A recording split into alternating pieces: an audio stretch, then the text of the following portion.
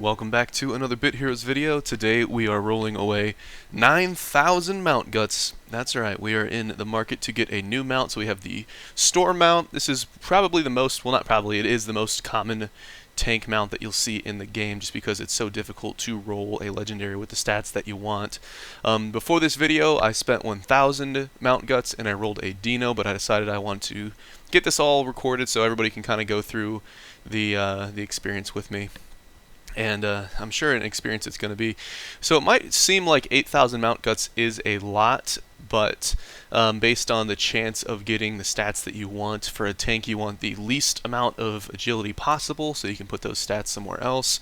And then on defensive bonuses, most of the time a tank is only going to want damage reduction, so out of the maybe 12 or so different bonuses you can get, only one being viable for you is pretty rough. I am interested in a block build, so if I do get a block mount, that might be interesting, but we'll talk about it if that happens. So the first roll is lifesteal. Obviously lifesteal is not useful for me, so I'm going to do a second roll. And the second roll is speed, so that is okay for a DPS player, but that's not what we're doing here today. So as far as the math, based on how much materials you get from exchanging, you want to craft the mount first, you want to reroll once, then twice, and then go ahead and exchange. So after he's done 8,000 mount guts still to go, let's scroll all the way down and do it. So you're in the crafting tab, go over to trade, and then this is where you're going to make the mounts. So I've only got the Dino skin. That is the first legendary that I've ever crafted. You guys saw it right there. And these are the options. The Peach mount is a little bit newer, and it has a heal skill, heal team, which would be nice. Spomder, this guy right here, he has the most damage because he does a furthest enemy attack, and Dino that we saw previously does, I believe, a target attack. So first on him is Enrage. Enrage is not what we're going for, so we're going to reroll him the first time, so hopefully we get lucky. Reroll number 1, Lifesteal again. Nope, Lifesteal's practically useless in this game, as well as health percent. Not a big fan of health percent, so we're going to kill him, and we get 666 mount guts back. So mount number 2 down, and let's continue on. So let's roll again. The only one we haven't gotten yet is Peach, and okay, this is Peach. So we have all the legendary mount skins. As far as skills, I like Peach because of World Boss, being able to heal the team. Pretty sizable amount would be nice. This one is not what we're going for, so it's a defensive bonus with evade, but it's got a ton of agility, and we're not really doing an evade build. This is a little bit more interesting. So 7.5% block, perfect would be 8%. With this agility, you have to remember that this is not an upgraded mount, so by the time you upgrade this guy all the way to +4, it'd be around 115 or 120 agility, which I'm not a big fan of, but I'm probably going to keep this one just in case if I ever do a block build. On the bright side, if you do a block build, you don't need to have a mount with block chance if you have the block accessory upgraded all the way.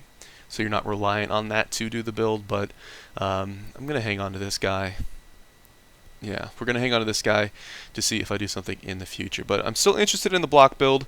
I've been doing a lot with Trials and Gauntlets lately, and there's not a lot of bonus damage there, so it's kind of putting a little bit of a damper on that plan, but I'm still interested in it, and you never know how things could change. So this is Peach. Peach has the heal team ability, and we'll just hang on to this one. Alright, so back to rolling. We've got a Dino. Let's see what the stats are. And 3.5 damage reduction is keepable, but that is a ton of agility. And the problem with agility, remember that this is this amount is not upgraded. So upgrading him to +4, that's going to be like 300 or more, maybe 400 agility. And the problem with agility is that the stats in agility only increases your turn rate, which does not increase your stamina, obviously, but also your attack stat is what your pet proc is based off of. So we rerolled him twice, getting damage and lifesteal once more, and he goes in the trash bin. So we are on another Dino. First roll is speed. We get another block mount, but this one has even more agility, so we are going to scrap him and go for the second reroll. And let's see, hopefully we get a little bit more lucky than we've been getting. Come on, stay with me. Loading screen. And 4% speed. So Again, a damage bonus that's not going to help us out, and we are going to throw him away as well. And on to the next one. Our mount guts very quickly dwindling away. Took about, I think, 4 months of mount guts without touching it to save up. And another loading screen of death. Okay, we get through Empower Chance. Okay, a little bit better, but not something that we're going to use. I'm also seeing that our epic materials are starting to run a little bit dry as well. Reroll number 1, Survey Says. And Deflect Chance. Okay, might be interesting for some sort of PvP deflect build, but another defensive stat that we can't really use. Damage Enrage. Nope. Another swing and a miss. And he goes into the bucket as well.